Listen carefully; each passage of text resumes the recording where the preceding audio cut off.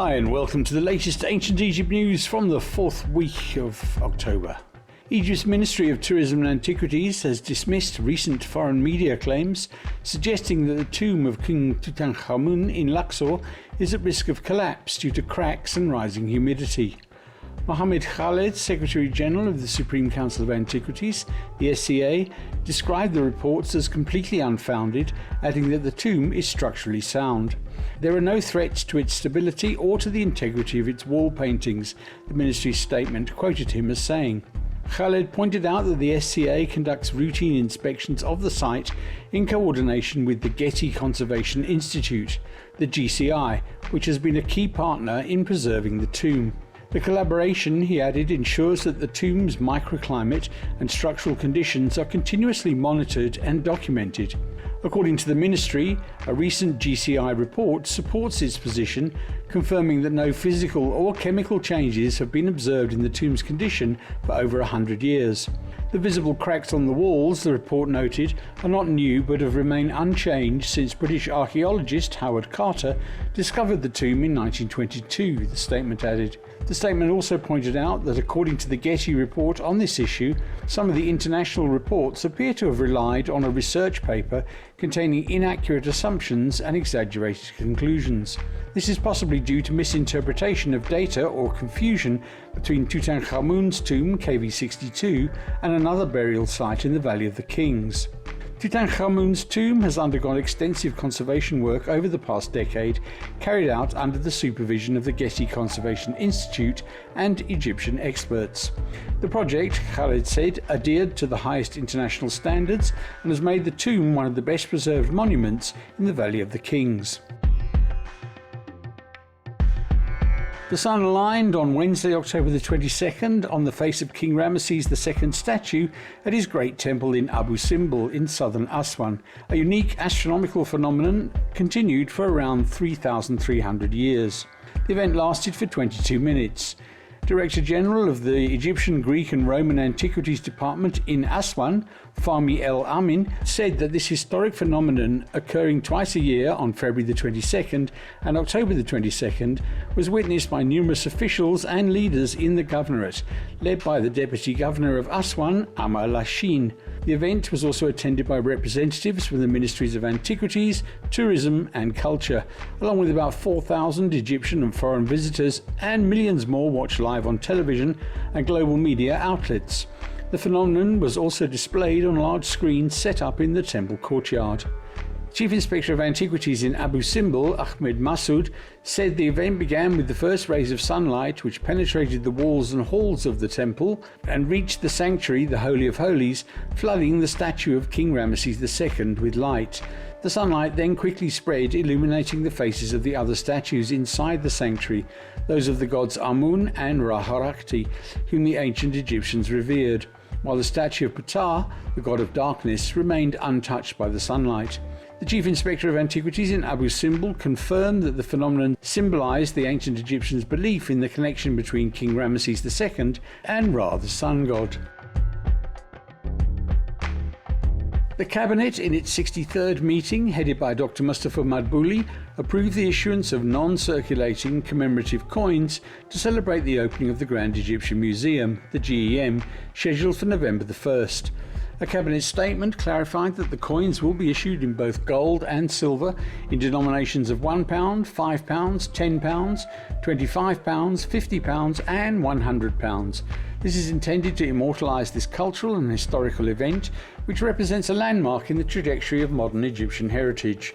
These coins will be non-circulating, meaning they will not be released for daily monetary use, but rather issued as commemorative pieces for collectors and investors in precious metals. The issuance of commemorative coins reflects the state's orientation towards linking heritage with economics, as these pieces represent a dual value, historical and investment.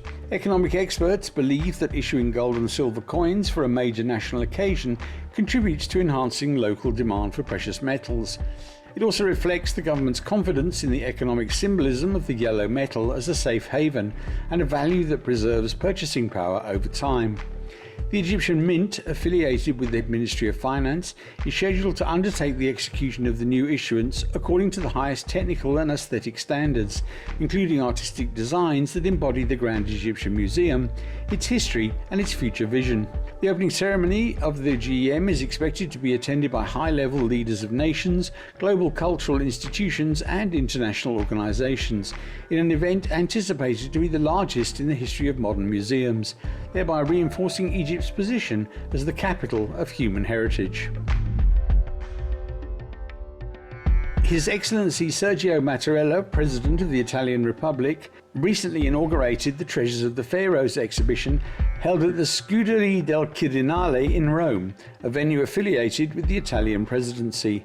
The inauguration was attended by Mr. Sherif Fati, the Egyptian Minister of Tourism and Antiquities, Mr. Alessandro Giuili, the Italian Minister of Culture, Ambassador Bassam Radi, Egypt's ambassador to Italy, Dr. Mohammed Ismail Khaled, Secretary General of the SCA, Dr. Mohammed Shaban, Assistant Minister of Tourism and Antiquities for Digital Transformation, Dr. Tarek El Awadi, Supervisor of the exhibition, along with a number of Italian ministers, senior museum directors and cultural figures.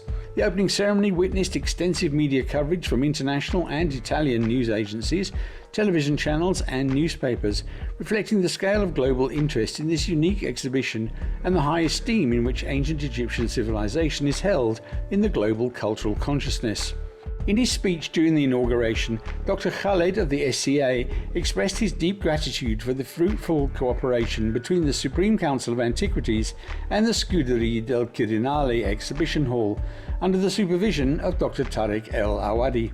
He affirmed that this exhibition represents the fruit of years of joint work between the two sides, noting that the selection of 130 artifacts from Egyptian collections was based not only on their beauty, but also on their ability to embody the essence of ancient Egypt, a civilization where art, faith and life were one entity.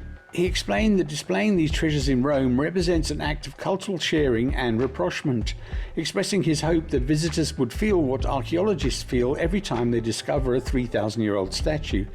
This feeling, which transcends the limits of history, is what unites us today. Following the opening ceremony, His Excellency the Italian President, the Egyptian Minister of Tourism and Antiquities and the Italian Minister of Culture toured the various halls of the exhibition.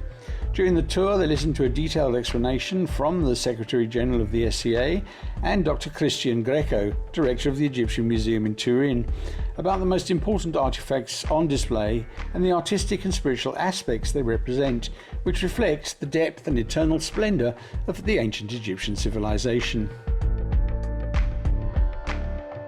And finally, Governor Adel El Nasha announced recently that the Giza Governorate will install large display screens in major squares and main streets across the governorate to allow citizens to follow the historic opening of the Grand Egyptian Museum on the 1st of November.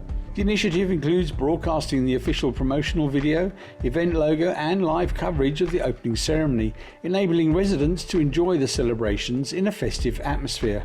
The live stream will feature promotional segments highlighting the museum's cultural and touristic significance. El Nasha emphasized that the Grand Egyptian Museum's inauguration is a source of pride for all Egyptians, affirming the Governorate's commitment to enabling Giza residents to share in the national celebration that reflects Egypt's enduring civilization and grandeur. And that's it for this week. This news podcast is brought to you by Ted Laux and GNT Tours. Ancient Egypt News is now rated in the top 5 Egypt history podcasts according to feedspot.com. Follow us on social media and now on YouTube. Thanks for listening to this episode. Please feel free to comment and share. Until next time, thanks again. Cheers. Bye bye.